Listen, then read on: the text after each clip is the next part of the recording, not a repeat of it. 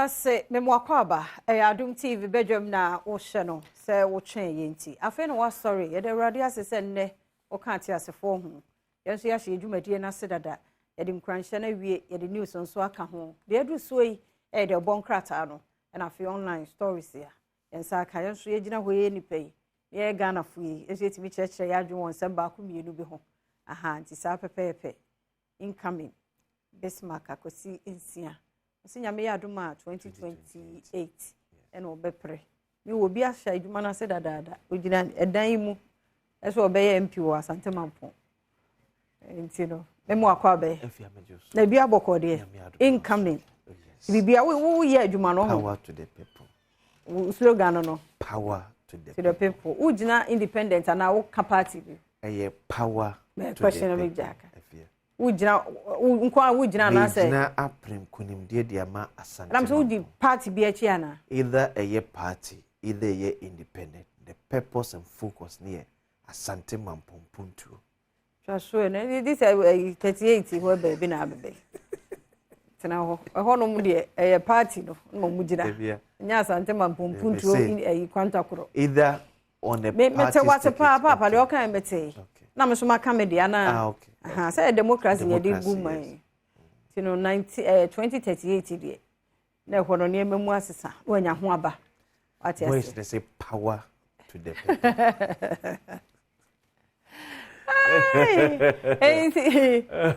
No. I adventure. Nti ahaya election headquarters. Nti bibia fa batwo no ho nsem bia no. Ya de bebremo. Saa pepepe.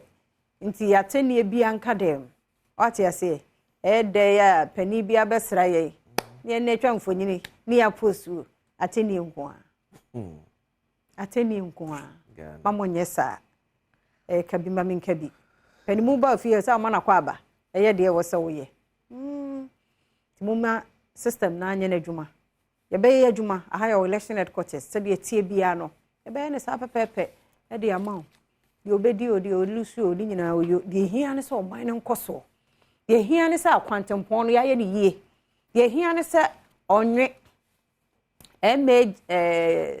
junior high school 2 a teacher for baby papate a umbetumi a kire nkura de obetumi amake omotumi attendance ne sa ne no staff common room onwe pato MP bay ene wo ho DCE MC yesremo ewo ejoso ti ejoso MC esremumwa MP John Kuma honorable e bia afo ani so me dey ya se no matene ma bebre ase enso bi beka say na election time otumi ko ho matene ma bebre ase say djuma no dos nti ebi wo ha na hunhunu but honorable so far as edu election a kusi bomu kura hye kuro bi asi kura yetimi ko ho ekokọ eje tumi free wo sere wo ho tumi no de honorable kakra bi obetumi aye de aboa fa boa onwe teacher for omuni staff common room oda se yetimi bobo tent bibi kakra bi aye okay teacher ni ba kwa asem o kan na areho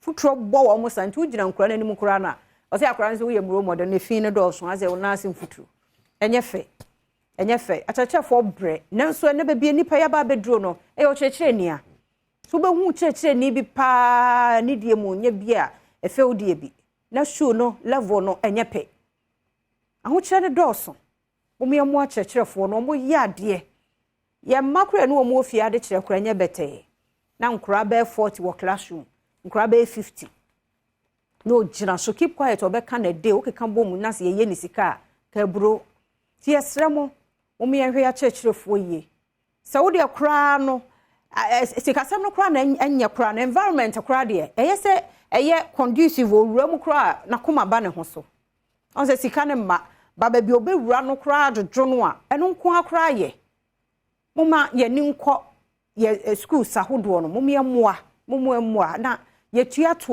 to ye jeje bribia school fees kɔ we kɔ sika ne kɔ he ye srɛ mom ye moa na bi mo tibie mu no enye school dan ye frɛ school keke but dan no ano enye school bi wo ho no mu a wo mo ne moa na eche omo be ko break beba na moa no so saa mponche pete ho no wasa adwonso gu so ya asam Ponche Johnson so ye different level kan yesre momienhwe ya churchfo ene ye nsuku adan momienhwe ne ye kanu nko ade momien try KG4 crutch nkura ba bi omo ye tete wo mo free foundation no say a week affect so ti nkura ne tete ye mo ase ho ne de yenye no ba bi ye fefefe kama na nkura ne te ho o mani age niam nkura didi agro momienye ne sa na rade wa dom ye bibia bi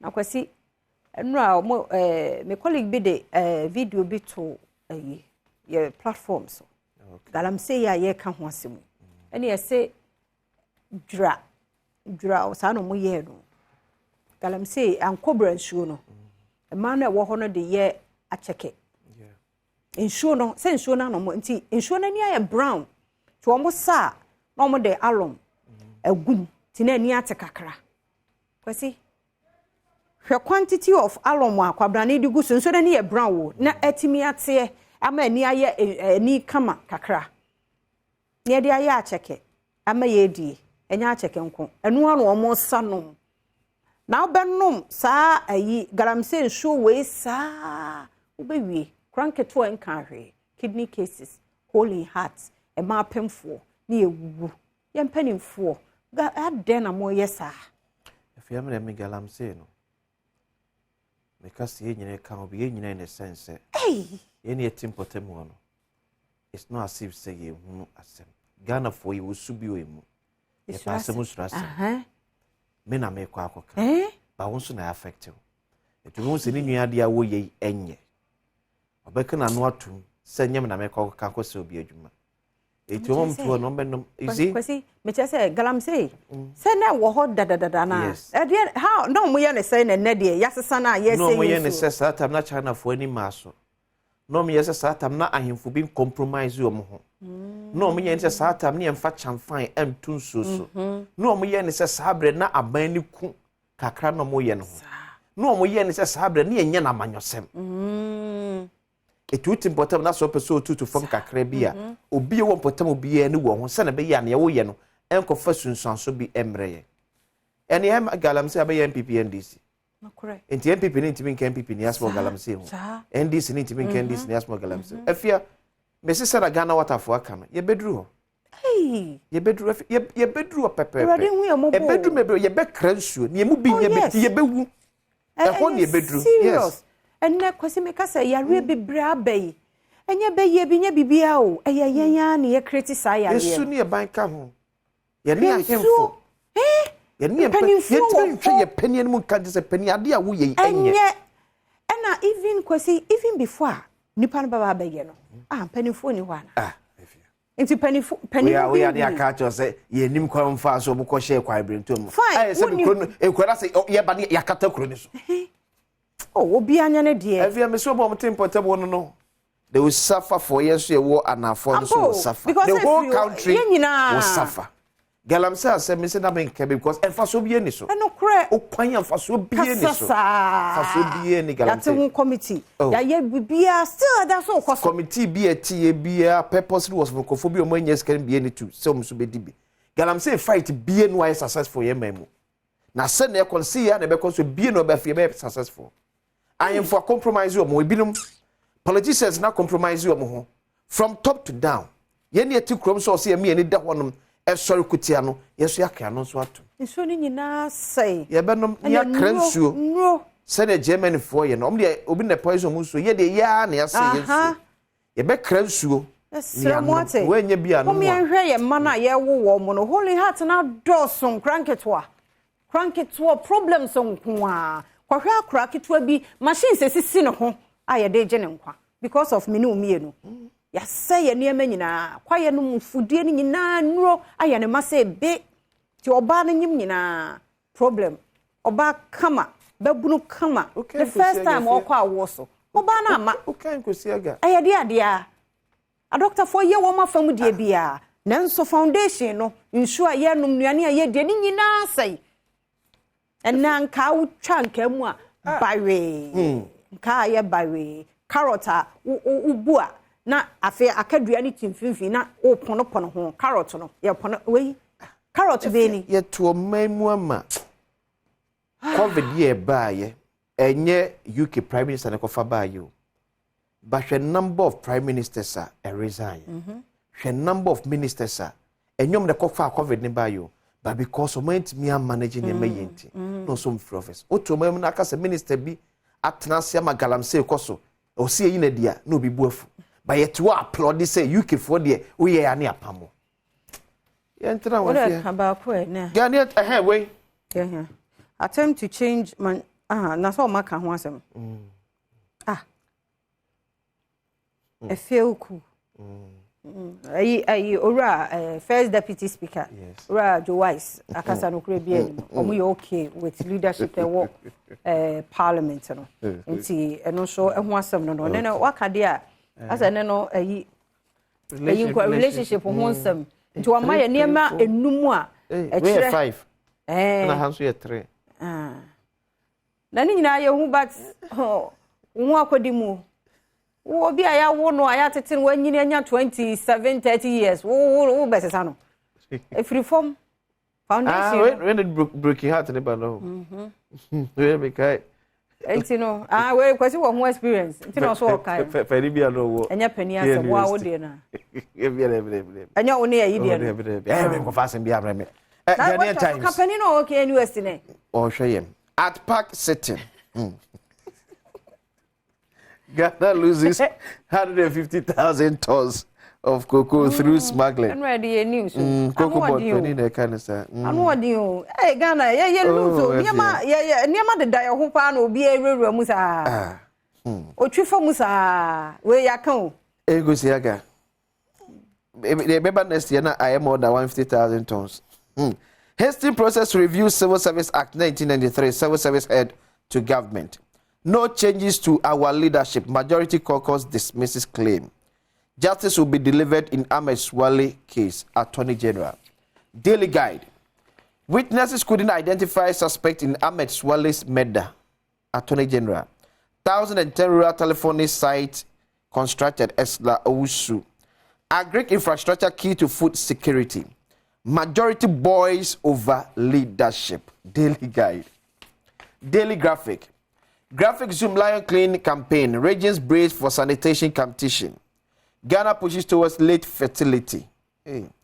Political interference fuels galamsey in forest reserves. District managers cry out. Tiasumana. Daily Graphic. Monocracy in politics. When will this madness stop? Not today, not tomorrow. I'm your kumfi and I be saying the same. Okay. Penny. Railway. Yeah. No bisa say da bena. Sekadina ekoso amanyosim no. Etu betwa. Asemu.